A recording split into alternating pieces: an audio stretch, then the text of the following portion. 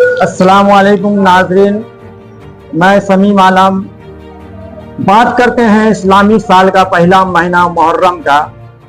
اس مہینے میں خاص بات یہ ہے کہ امام حسین علیہ السلام کی شہادت ہوئی تھی، جس کے بارے میں ابھی بات کرتے ہیں مولانا مفتی وحید الجماع قاسمی صاحب سے، جو کہ خجانسی مسجد کے امام و خطیب ہیں۔ بات کرتے ہیں کہ حضرت یہ بتائیے کہ محرم کیوں منایا جاتا ہے اور کس طرح منانا چاہیے؟ بسم اللہ الرحمن الرحیم۔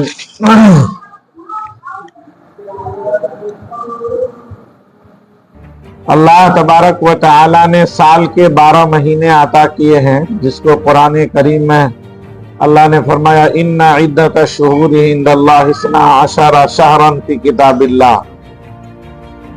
اور اس 12 مہینے میں یہ پہلا مہینہ محرم الحرام کا ہے۔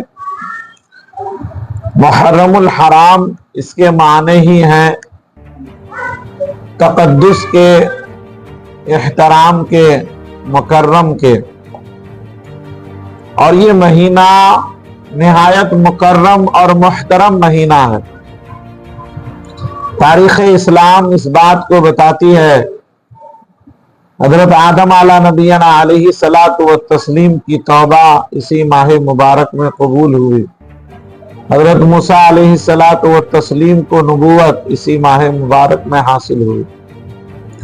اللہ تبارک و تعالی نے حضرت ابراہیم علیہ نبینا علیہ الصلاۃ والتسلیم کو آگے نمرود سے نجات عطا کیا اور اس آگ کو گلے گلزار بنا دیا۔ وہ دن بھی ماہ محرم الحرام کی 10ویں تاریخ کا تھا، اور اس مبارک مہینے میں حضرت امام حسین رضی اللہ تعالی عنہ نواسۂ رسول، سیدہ شباب اہل الجنہ، حضرت امام حسین رضی اللہ تعالی عنہ کی شہادت ہوئی۔ آپ رضی اللہ تعالی عنہ جنت کے جوانوں کے سردار ہیں۔ حضرت امام حسین رضی اللہ تعالی عنہ کی شہادت کیوں ہوئی؟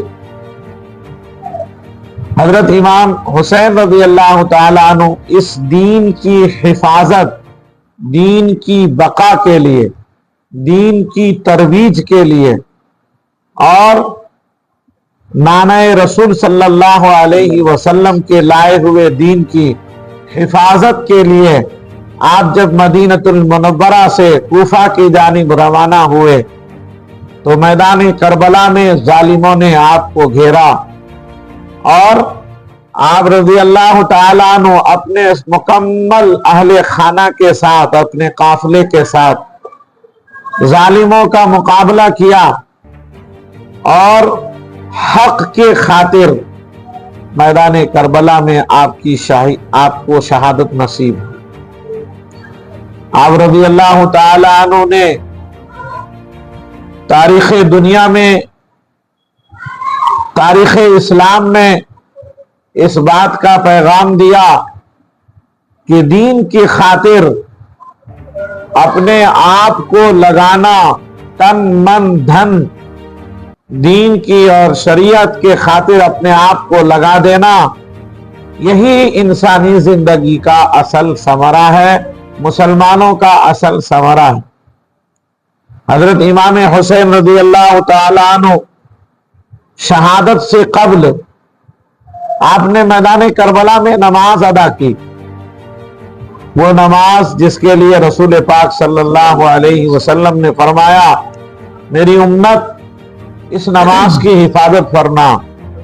الصلاۃ، جب آپ صلی اللہ علیہ وسلم وصال فرما رہے تھے تو اس دار فانی سے دار بقا کی جانب کوچ کرنے سے چند لمحے قبل آپ صلی اللہ علیہ وسلم نے فرمایا الصلاۃ الصلاۃ، میری امت نماز کی حفاظت کرنا۔ اس نماز کی حفاظت کی حضرت امام حسین نے، اور میدان کربلا میں خون سے وضو کر کر آپ نے نماز ادا کی اور امت کو پیغام دیا کہ دین کی حفاظت اور نماز کی حفاظت کے لیے شہادت بھی ہو جائے तब भी नमाज को न छोड़ना, दीन को न छोड़ना, हक पर कायम रहना। ये पैगाम हजरत इमाम हुसैन रज़ी अल्लाह तआला अन्हु का पैगाम। हजरत एक सवाल है कि इमाम हुसैन रज़ी अल्लाह तआला अन्हु को जो कत्ल किए थे, शहीद किए थे, वो तो मुसलमान ही थे। उनको बोला जाता है कि यजीद जो थे मुसलमान ही थे। तो इस तरह से जो सवाल उठता है, क्या है इसका? एक शायर शेर कहता है, कत्ले हुसैन असल मर्गे यजीद था, इस्लाम जिंदा होता है हर करबला के बाद। हजरत इमाम हुसैन रज़ी अल्लाह तआला अन्हु कूफा जो तशरीफ ले गए, आपको लोगों ने बुलाया आपके हाथ पर बैअत करने के लिए, लेकिन वहां पर जो जियाद था उस बैअत को नहीं चाहता था और वो यजीद की हुकूमत को चाहता था। यजीद ने जियाद को हजरत इमाम हुसैन रज़ी अल्लाह तआला अन्हु को कूफा आने से रोकने के लिए उसे कहा था कि उनकी खिलाफत ना हो और मेरी खिलाफत हो, लोग मेरे हाथ पर बैअत करें और मुझे माने। हजरत इमाम हुसैन रज़ी अल्लाह तआला अन्हु को यकीनन मुसलमानों ने शहीद किया, लेकिन जो लोग उसकी शहादत में पेश रहे उसे कैसे मुसलमान कहा जा सकता है? जबकि हजरत इमाम हुसैन रज़ी अल्लाह तआला अन्हु ने कहा, लोगों तुम्हें मालूम है ना कि मैं रसूल पाक सल्लल्लाहु अलैहि वसल्लम का नवासा हूं। तुम्हें मालूम है ना कि मैं गवाही देता हूं कि मैंने जिंदगी में आज तक कोई गुनाह कबीरा नहीं किया। तुम्हें मालूम है ना मेरी नमाज पंजगाना कभी कज़ा ना हुई। उसके बावजूद भी जालिमों ने आप रज़ी अल्लाह तआला अन्हु को शहीद कर दिया।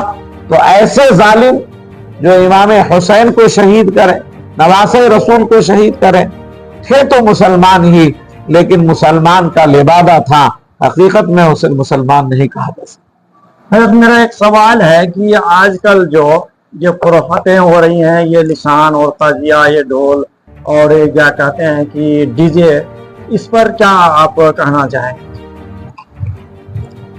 हजरत इमाम हुसैन रज़ी अल्लाह तआला अन्हु को शहीद कर कर जालिमों ने आपके सर को कलम कर दिया और फिर एक बड़ी सी छड़ी में आपके सर को उसमें गोथ कर और बुलंद करके जियाद यजीद के पास ले जाने लगा।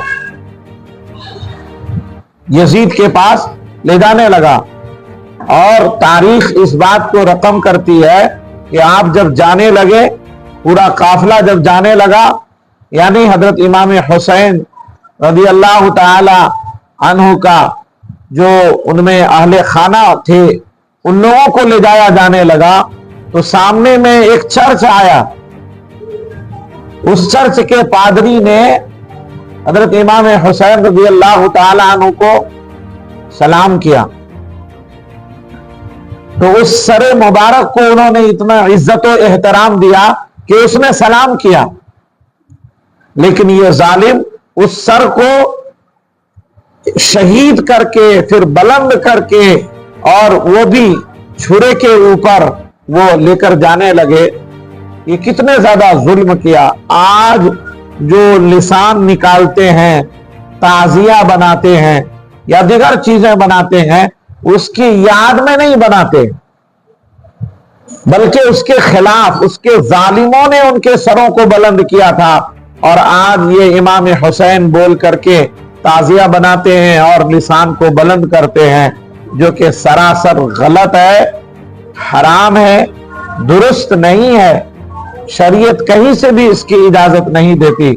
हजरत इमाम हुसैन रज़ी अल्लाह तआला अन्हु तो इस्लाम के इशाअत के लिए, इस्लाम की हिफाजत के लिए, दीन की हिफाजत के लिए अपने आप की कुर्बानी दी, और आज अपने आप को मुसलमान कहने वाले वो जालिम जिन्होंने शहीद किया था उसके तरीके को अपना कर निशान निकालते हैं और या हुसैन कहते हैं। हालांकि वो या हुसैन नहीं कह रहे होते हैं, وہ امام حسین کی پیروی نہیں کرتے بلکہ اس کی وہ مخالفت کرتے ہیں، جو کہ ایک گناہ کا عمل ہے، یہ درست نہیں ہے۔